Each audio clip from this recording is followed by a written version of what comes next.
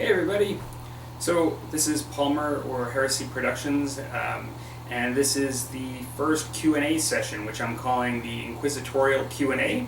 For many of you that are longtime members of the channel, like you'll know that I have a playlist called Inquisitorial Thoughts, which are some of my favorite videos that I've done personally, because it's just me rambling on about stuff, you know, just deep thoughts on like the hobby and wargaming and stuff. And I'm actually going to be continuing that series again soon. But I thought since I didn't really know what to call this, and so I'm just going to continue with that line and just call it Inquisitorial Q&A. And so, thank you very much for the questions from everybody. Really the purpose of this, as I mentioned in the other video, is really just to get to know subscribers more and just really have fun with the channel. I enjoy meeting and talking to people from around the world, and even there's some folks that locally that watch the channel. I just like the interaction. And so that's kind of what this is about, just to have fun. I think I mentioned already, I kind of plugged and mentioned Mini Warzone because he does a weekly Q&A, and I watch it every week. I really enjoy it. I think it's a lot of fun. And I'm just committed to do this just once a month for a while and just see how it goes. If it's enjoyable for both me and everybody that watches the channel, or particularly the folks I interact with a lot on the channel, then I'll continue, maybe even do it more frequently. Otherwise, I'll keep it the same, or it might go by the wayside. I don't really know. But I really appreciate everybody that submitted questions. I did get 7 questions through YouTube comments, and I didn't get any emails. I did put the address up. I'll put it up again.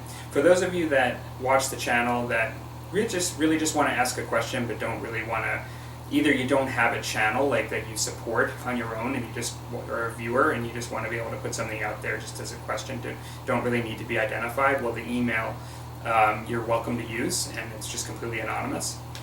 Otherwise, or if it's just more convenient for you to use email, you know, you can use it for that purpose too. But otherwise, you feel free to just to leave a comment in future videos. If you can just leave a comment on the current video for next month's, in this case, Q&A. So on this video, feel free to leave a question for next month. All right, I haven't really thought about these too much in depth. I think that's probably part of the fun of it. And so if I stumble a bit over the answers, please, I beg forgiveness now. All right, so first question is from Aethelith, or as many of us know him, Tristan, and his YouTube channel. And his question is, a wizard, warrior, or rogue? This is a really difficult one because I played Dungeons and Dragons as a kid, and that's immediately what my mind wanders to when I think of this. And I'd have to think like, the first character when I was like in 3rd grade that I wanted to be was a fighter, so warrior, on Dungeons and Dragons. And then of course I've played all 3 over the years. If I had to pick today, I would probably say rogue. I kind of like the characters that are a bit more stealth-oriented, archery, hiding in the shadows, doing a job. I like the video game Thief. I'm not a big gamer as far as video games go. I do play some select games, but and I used to play a lot of them. But I love the original game Thief, and just the patience of hiding in the shadows and just trying to complete a job without being noticed, and just even given the inhibitions that you have, or I guess the constraints of getting killed easily, because like as a thief character, even in the video game, you can't take on 5 guards. You know, they'll surround you in all directions and pummel you. You know, and so I kind of like that.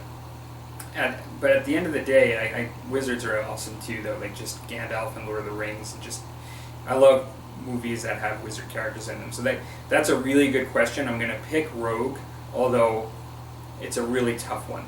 So thanks. So Idic Beer, who also does a question and answer session, which kind of inspired me to do this channel, this series of videos as well. He writes, "Nice work, mate. Question: what got you into the hobby, and how long ago was it?" Well, that's a good question. I've touched on this at times, maybe not completely on the channel, but I've mentioned certain parts of it. when we say the hobby, if we talk about tabletop gaming, miniature gaming, I'll focus on that because I mentioned just D&D just now, and that would be the first thing I ever did as far as like gaming goes. But the first tabletop miniature gaming was Warhammer 40K, but it was back in 1989. I didn't know what I was doing. I made a work army. I became familiar with the imagery in the game, and I played with I played with somebody that knew the rules better than me and cheated. And so I lost every single time. That might sound cynical, but no, like he cheated, trust me. And basically, during college, I didn't pursue the miniature gaming much more after that. I went to college. But then, I did, like some video games, and Dawn of War came out, and I really got into Dawn of War, and that sort of fueled my liking of the universe of 40K further. And then many, many years later, in 2011, I picked up Space Marine, the video game, and I played it on PS3. And I loved it. I was already familiar with the Warhammer 40K universe, and it really got me so into it again that I ended up picking up an Eldar army because I always wanted to try an Eldar army, and so that's where my Eldar come from that I show on the channel. And so once doing that for a bit and really getting into 40K, I really I guess it forced me to really work on my painting because I was really starting from scratch. And I started this in 2012 again in tabletop gaming. The other thing I didn't mention is I did play some HeroClix with my daughters, and that was a way to just do some really reinforcing math and rules and reading and things. I stopped playing HeroClix because it as much as I like the superhero gaming, and you'll know that I've just started a series where I'm looking into that again just recently. I don't like collectible games. I don't like games as a principle where they sell you a box and you're hoping to get some sort of card that is in 1 in 50 boxes and people are paying hundreds of dollars for powerful things. I'm really, really turned off on that kind of stuff, and so HeroClix is really, I guess, completely swayed me in that direction to just get away from those kinds of games. And so that's the real reason why I stopped playing HeroClix. And I just found it very kind of gamey too, just for that reason. And so I stopped. And then also I don't like stuff that retires models really quickly. Like when you buy stuff and then it's not good in 2 years. Even if I'm not, somebody that's not a tournament person, I don't like that. And so getting back to just 2012, I got back into Warhammer, and I would say probably in 2013, 2014, I quickly started looking into other things too, because I really liked the painting, I really liked the YouTube community, and seeing all the games that people were involved with. And so I'd have to look back, but I think probably Bolt Action was the next thing I started after Warhammer 40K. And then from there, I've tried and dabbled in other things, as many of you might know just from watching the channel. So yeah, so that's the quick and dirty. Probably not quick enough, but yeah. So good question. So Smitty, another good YouTube channel. Like the question and answer idea. I've been entertaining doing it myself just to add to the socializing side, like you said. I don't have any questions now, but I'm sure I'll have some for you later. Oh wait, what should I? How should I? Oh wait, how should I do the question and answer also? How about sorry, I've just had only 1 cup of coffee this morning. Oh wait, how about should I do the question and answer also? Yes, absolutely. I guess this is my first one, so it's kind of funny that, I'm not going to really speak from experience here, but I really enjoy a number of question and answer videos for the YouTube channels that I watch. I find it does give you a bit of a window. If you like watching somebody's channel, then it must mean that their personality doesn't completely grate on you, that you like a little bit about what they do, something like some of their miniatures or just some of the games they play. There's some sort of value they provide. And then if that's the case, usually you're kind of, when you watch them over and over, you get a little bit of interest in them. What are they up to? What are they doing? How'd they get here? What do they think about this? Do they like coffee? Are they a Star Wars or a Star Trek person? Do they airbrush or do they hate airbrushes? All that kind of stuff that separates us. And so this gives you the opportunity to ask whatever you want, and it gets you to know people more. And the more I do the YouTube channel, the more, because I'm not against people that do Patreon or that have advertisements. Like I'm not saying I'll never do that someday, but it's absolutely not on the radar at all for me at this point. It's just, I do it purely for fun. And the fun part is that small percentage of the viewership that actually interact and ask and put comments in, and positive things like that, where we're encouraging each other and stuff, and just, having fun with it, because at the end of the day, that's what we all do this for. It's for fun. And I think the Q&A sessions add an additional fun element to it. So, and if people don't want to watch them, they're just not going to watch them. They're welcome not to. So, yeah. So I say go for it. All right. Mike Johnson, who's also somebody that I've befriended here in my local area, and so great to see Mike on the channel. Looking good, Palmer. Let's get a game in soon. What brand of Scotch are you enjoying in this vid? I was a bit surprised as to how many people commented on the Scotch when I was having a drink in a recent video. So I have pulled out the Scotch that I happen to be drinking in that vid, and it is Glenrother's. The Glenrother's, actually. This one appears to have been distilled in 1998. That was a year that I actually graduated in college, too, for a degree. Not why I got that beer, but that's why it jumps out. This is a very good Scotch for drinking. I am not, I'll be quite honest, I am a Scotch drinker.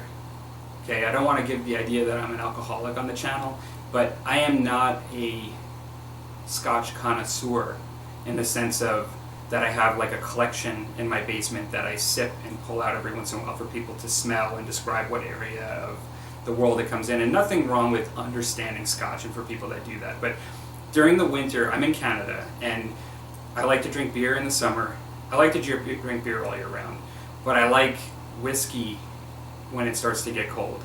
It's just something about it. I like to sip on a drink of whiskey. Scotch is my go-to form of whiskey. And it doesn't last forever in my cabinet. I mean, I have a number of bottles. I get them as gifts from people, relatives, whatever.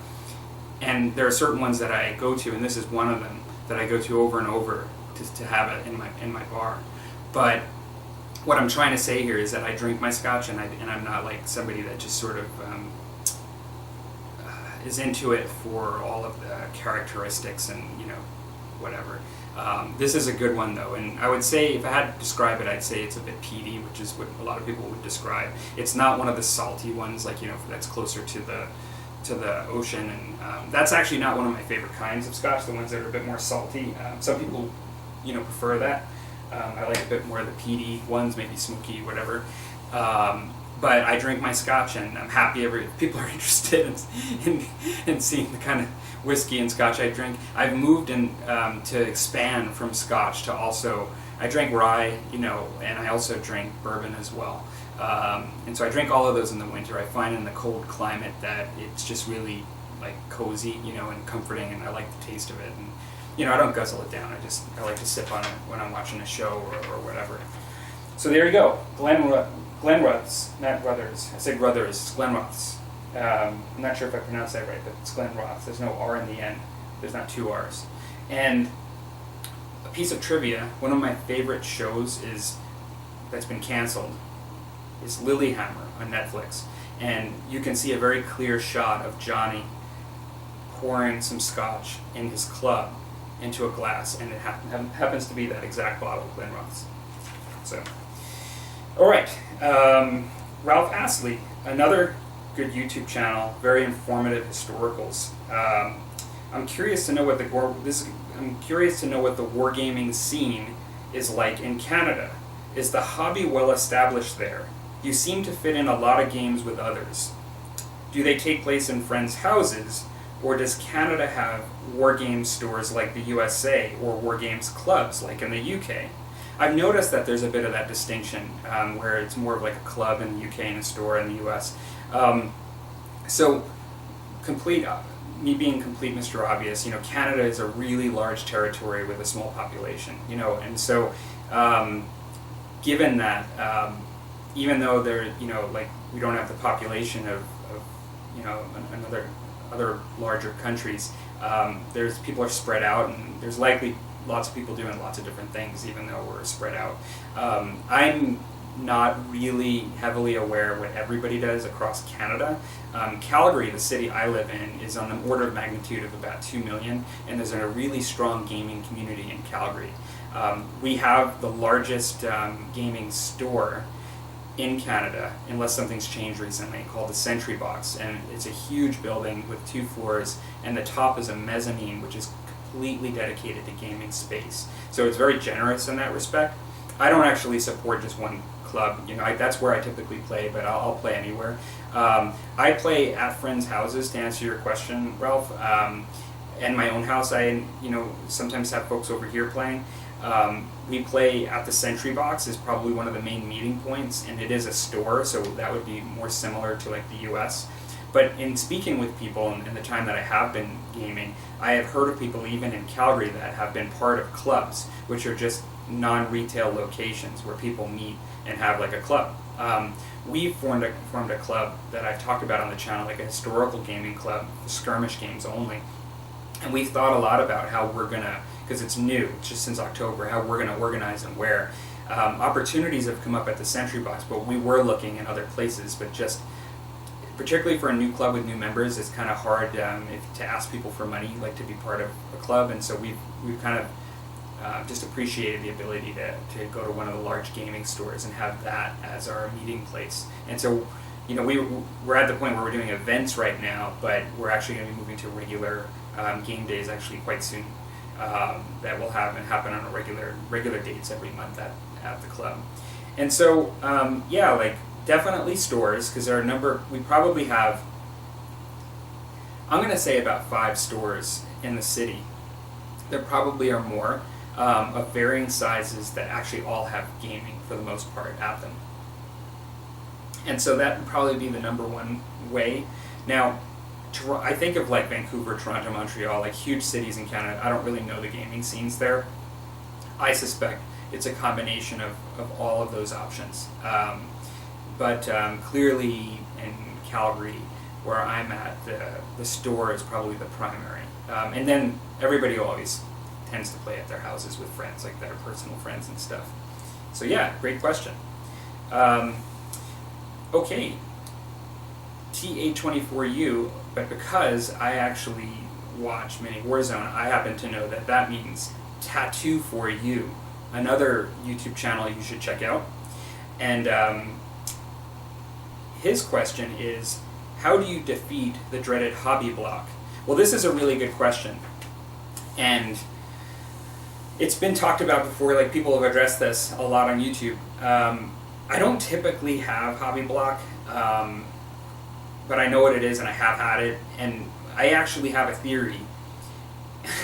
And I'm going to actually say that this is going to be the next Inquisitorial Thoughts subject, not just how you block the hobby block, but the idea of hobby block versus hobby ADD, attention deficit disorder, or hobby sort of lack of focus. I call it hobby ADD. I think it's easier. Because I find, personally, my opinion, is that hobby block is like, if you had normal hobbying practice, like right in the middle, like people just doing what they want to do and just not really feeling like, feeling pretty focused and just getting stuff done and not having a problem with painting or whatever, like that's like right in the middle. Hobby block is like on one side of the spectrum, where, let's just define it as not really feeling like doing anything, like either it's a creative or an energy block, in some ways. And then way on the other side of the spectrum is hobby ADD, where you're like so excited and you're interested in so many things that you really can't get a whole lot done in one thing. And then like you kind of struggle a bit, and you may even swing back to hobby block because of it. But I probably suffer more from hobby ADD than hobby block. Where hobby block I liken in medical conditions to depression, even though you don't have to be depressed to have hobby block. I would liken hobby ADD to like mania, or like the manic part of a bipolar piece. And so with that said, and I'll talk about that more in a future video because it's an interesting subject, I find that the best way to get over hobby block is to connect with the passion as to why you're doing this. Kind of examine really what makes you happy about it. Your hobby block, it may be that gaming motivates you, and so you're just wanting to get things on the table to be able to game with them. And you're not as, like, you want them to be presentable, but you're not as concerned that they're of a certain level of quality that you would rate it at. For other folks, just painting, it's just hard with life and just things that you're doing every day to get the energy and not to just at the end of after work sit down, and relax versus painting maybe. I think that whether it be a fantasy sci-fi setting of your gaming or whether it be historical, it's connecting with that subject matter, for me, is how I get excited on a regular basis. So if I watch, like when I was watching last summer, it was Texas Rising was a show that I actually enjoyed. Apparently the audience, overall it didn't rate that high. It had a lot of good credits from reviewers, but not to digress. I kind of got really into the Western stuff, like when I was watching it made me want to start painting Western miniatures. And so it's just sort of a direct translation that anything that you find inspiring tends to, kind of feed those creative juices and wants to get you going. So if you're playing 40K, perhaps reading some of the Horse Heresy books by good writers will really make you connect.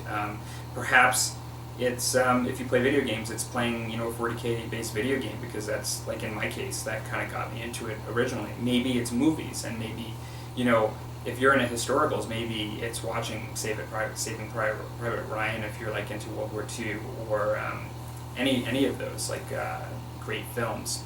And so the other thing it could be is actually if you're not gaming a lot, but most of your time is painting, which for me 90% of my time is 90% of my time is painting. It's probably more gaming now than I ever did before, but I still primarily spend my time painting. And so if I'm not gaming at all, maybe I'm losing a connection to what I'm supposed to, in my mind, feel like I'm doing this for, because I'm always intending to put the models on the table to play a game. And if I'm not doing that, then there's no pressure to get them on there, and maybe I'm not even feeling like a utility of what I'm doing. And so there could be a lot of ways really to break through that barrier. But like I said, for me, it's less about hobby block and more about how not to focus and not give into the hobby ADD, like not to get too inspired and too distracted, and actually have some patience and follow through and just making sure I'm making progress and stuff and having some priorities. Okay, so I hope that answers your question, because that's just from my opinion, right? So, okay, last question. WG Revival, another good YouTube channel, he's been kind of taking some time off, but he's actually been putting some videos up, so it's good to see him back. So thank you for your question. Screaming Eagles are looking great, and the Deuce is coming along nicely. Just a truck, but one of my favorite vehicles of the period. How many of those can you drink before your paint starts to stray? Haha. Well, I think, doesn't the research say that even one sip or a whiff of alcohol will affect your performance? So let's just go with that. I generally just have one drink when I'm actually painting. So I've never like tried to drink and just keep going, take the day off the next day, not have to be anywhere, just be under the covers with a hangover, but see how much I can paint and then see what it'll look like in the end. Maybe it'll look better than if I wasn't drinking. I don't really know, but I suspect that it probably would affect my painting after one. Okay, so thanks everybody for submitting questions. Thanks for watching, whether you submitted questions or not. Again, you can put a question below for the next video for next month, or you can email me at this email address. And thanks for joining me for the first Inquisitorial Q&A. Cheers!